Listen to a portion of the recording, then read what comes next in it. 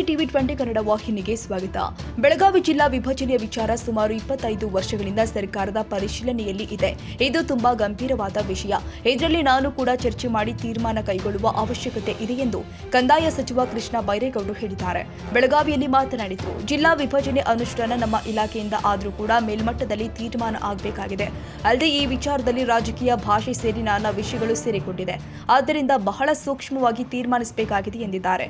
ಇಲ್ಲಿನ ಜನ ಮತ್ತು ಶಾಸಕರ ಭಾವನೆಗಳ ಬಗ್ಗೆ ನನಗೆ ಗೌರವ ಇದೆ. ಹಾಗಾಗಿ ಈ ನಿಟ್ಟಿನಲ್ಲಿ ನಾವು ಪ್ರಯತ್ನಿಸುತ್ತೀವಿ. ಜಿಲ್ಲಾ ವಿಭಜನೆಗೆ ಎಲ್ಲರ ಸಹಮತ ಬೇಕಾಗುತ್ತೆ ಎಂದಿದ್ದಾರೆ. ಈ ವಿಷಯ ಇವತ್ತಲ್ಲ, ಸುಮಾರು 25 ವರ್ಷದಿಂದ ಸರ್ಕಾರದ ಪರಿಶೀಲನೆಯಲ್ಲಿ ಇದೆ.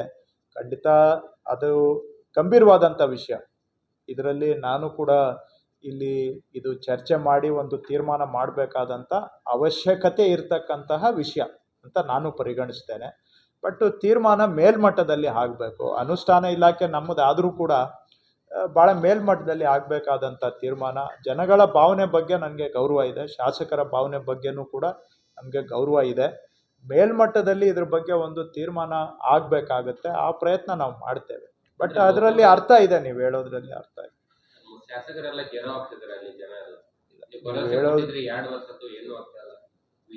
ಶಾಸಕರ ಕಷ್ಟನೂ ನಮ್ಗೆ ಅರ್ಥ ಆಗುತ್ತೆ.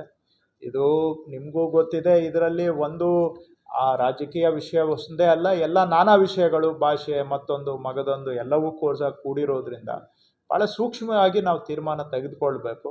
ಮತ್ತು ಕೆಲವ್ದು ನಿಮಗೂ ಗೊತ್ತಿದೆ, ನಮಗಿಂತ ಚೆನ್ನಾಗಿ ನೀವು ಹೇಳ್ತಾ ಇಲ್ಲ, ನಮ್ಮ ಬಾಯಲ್ಲಿ ಹೇಳಿಸ್ತಾ ಇದ್ದಾರೆ. ಕೆಲವು ತಾಲೂಕು ಈ ಕಡೆ ಬರಬೇಕು, ಆ ಕಡೆ ಹೋಗಬೇಕು ಅಂತ ಅದು ಕೂಡ ಇದೆ. ಇವೆಲ್ಲ ಒಂದು ಸ್ವಲ್ಪ ಎಲ್ಲರೂ ಸಹಮತ ಬರಬೇಕಲ್ವಾ.